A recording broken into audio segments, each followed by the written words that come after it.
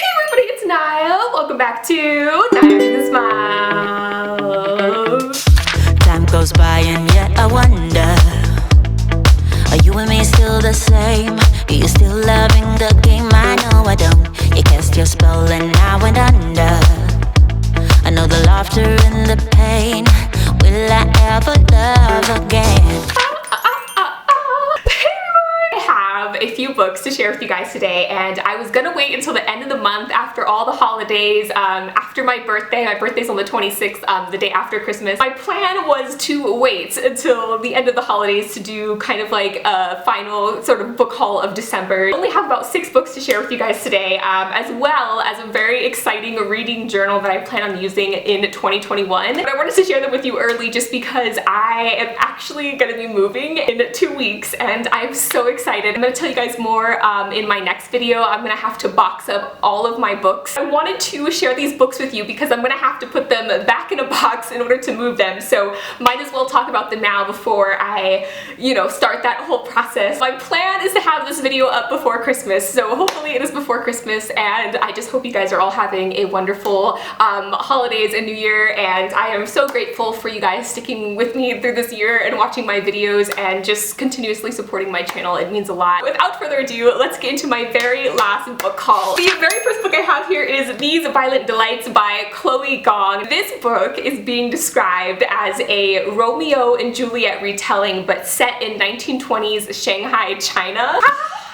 You guys, when I heard the synopsis and the more people tell me about it, I just get so hyped for it. 1, because I love retellings. 2, because there are very few retelling stories set in China or, around Chinese culture. In this book, we're following our main character named Juliet, which I also just have a fondness for that name. If you know, you know. In this version of the city, there are 2 rival gangs that have just tore the city apart. I believe it is the Scarlet Gang and then the White Flowers. I think those are the 2 names. Juliet is a flapper girl and she's also the heir to the Scarlet Gang, but the person she used to be in love with, her very first love, his name is Roma, kind of like Romeo. He is also the heir, but to the opposing gang. But when gangsters on both sides start clawing their own throats out, the people start to whisper of a contagion, a madness, of a monster in the shadows. These 2 characters slash gangs are gonna have to put their differences aside and work together to help save the city from some sort of darkness monster that's clawing from the shadows. I am so excited for this book, you guys. I keep saying this is the book I'm gonna read next, but we all know that every book is the book I'm gonna read next. The second book I have here is another young adult book, but this is a young adult contemporary book. Just as excited because, as you guys know, I have been really getting into the romance comedy genre. When I saw the synopsis for this book, I was just like, perfection. Rent a Boyfriend by Gloria Chow. Now, this book is exactly what the title kind of alludes to. So in this book, we are following our main character. Now, she is a college student and she decides to rent a boyfriend from this website or this company that allows you to rent a fake boyfriend. And she does this to appease her Taiwanese parents who have been pressuring her to accept a marriage proposal from this guy who is totally not her type, just a horrible no. It's a no. Because she feels so much pressure and because she really does not want to marry this guy, she rents a boyfriend, and I believe his name is Drew. Everything's going well until she starts to actually fall for this guy and who he is in real life, not who he pretends to be in front of her parents. That is the plot of this book. It is so simple and it sounds like it's gonna be so much fun. Also, this cover, you guys. This cover is just so cute. This entire book, I don't know if you can see, but it's bright pink, and I feel like it's already putting me in a good mood and I haven't even started reading it yet. Next book I have here is another contemporary book. This is just a contemporary book haul, you guys. I'm sorry. I'm really getting into contemporary and I'm excited for all of these books. Chasing Lucky by Jen Bennett. So in this book, we're following our main character, Josie, and she is a budding photographer. She has spent most of her life with her mom, who is a single parent, just traveling from city to city and never really staying in one place for too long. But they decide to move back to their hometown in order to run their family bookstore. Josie isn't too happy to move back to her hometown, and she knows it's only going to be temporary because, again, she has dreams of being a photographer, so she plans to move like as soon as she graduates. She ends up running into a boy that used to be her best friend. They used to be childhood friends. His name is Lucky, which is why the book is called Chasing Lucky. Since she has been gone, he has kind of become known as like the town bad boy and is always getting in trouble and just wants nothing to do with Josie now, even though they were friends when they were kids. So something ends up happening at a pool party and Josie is supposed to get in trouble for something that she did, but instead Lucky takes the blame for her, which is really surprising because he's been like really standoffish. Josie is now determined to kind of learn who this new person is and kind of rekindle that friendship that she used to have with him. I wouldn't say it's like a hate to love. Maybe it's like a we were friends and then now we're not, and then now we're friends again, and then maybe something. The next book I have here is, surprise, surprise, another contemporary book.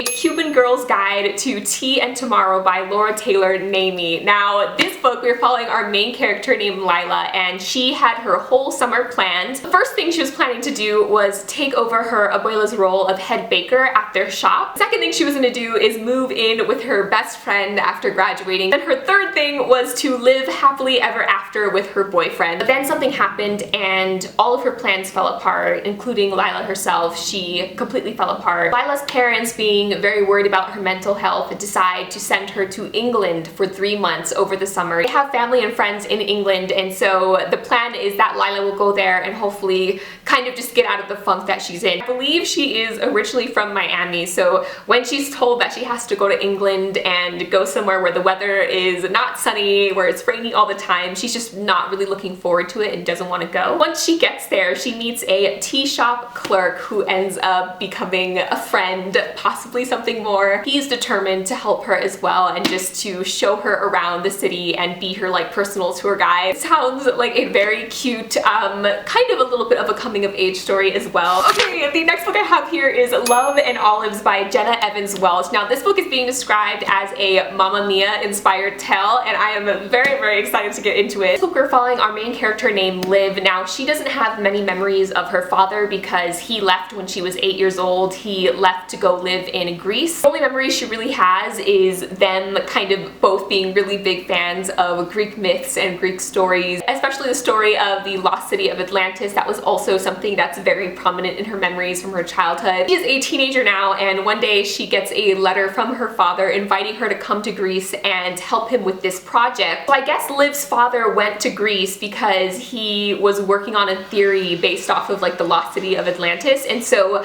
National Geographic is supporting a documentary surrounding the father's theory, and he wants the daughter to come and help him with that. Of course, she has many mixed feelings, but she decides to go, and this is kind of the story of her reconnecting with her absent father, as well as falling in love with someone she meets there, also being a part of this like National Geographic documentary that they're filming. So this is the first book I will be reading by this author, but I'm very excited and it sounds like it's gonna be a very fun story. The next book I have here is not a contemporary book. It is a mystery thriller. I believe it is YA though. Lies Like Poison by Chelsea Pitcher. Now, this book here, oh my god, okay, so we're following a group of friends. I believe there's 4 of them. 3 of the friends, Poppy, Lily, and Belladonna, find out that their 4th friend, Raven, he is being abused by his stepmother. And so they devise this plan basically to kill her by mixing something in her drink. They decide to orchestrate this whole plan to get rid of her.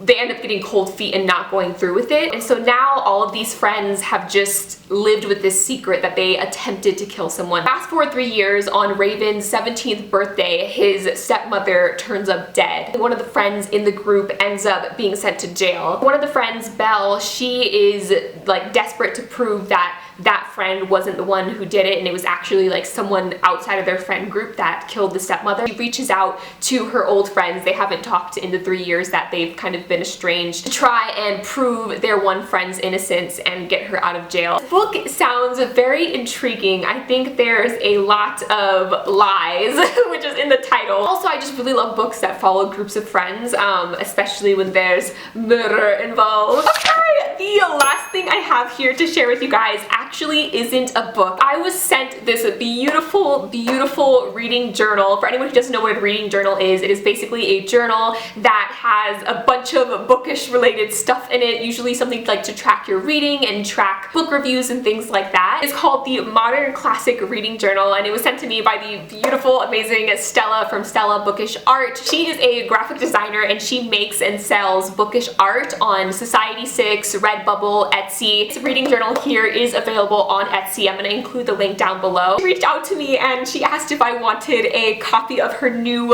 reading journal for 2021. It doesn't have any dates on it, so you can start it whenever you want, any year you want, but I plan on using it for next year. This reading journal has literally everything, you guys. When you open the book, there's like a bookish bingo. You can write down your anticipated releases, and then it has a page for each month of the year, and it's so beautiful, you guys. It basically has like a little quote. It has a page where you can write down all your favorite book quotes that you read that month. And my favorite part, okay, you can track your to-be-read books, all the books that you have hauled, which is incredible. You can track which genres you're reading. You can track which books that you need to read, like for a reading challenge, or if you're part of like a book club, if there's books you need to finish, or books for school that you're required to read. Track information about the author, and then at the very end you can track your favorite books that you read that month. There is also a planner page, which is so cool, an individual wrap page, so that you can then write your little kind of rating for each book that you read. Also write a review. There's a review page. Thank you so much to her. I cannot wait to fill this out and use it next year. I was originally planning on just like buying a notebook and tracking my reading that way. So I will put a link to where you can buy this reading journal down below. She also gave me a code so you guys can get a discount if you do decide to check it out. Guys, thank you guys so much for watching. Until next time, keep reading, and I will talk to you guys later. Bye!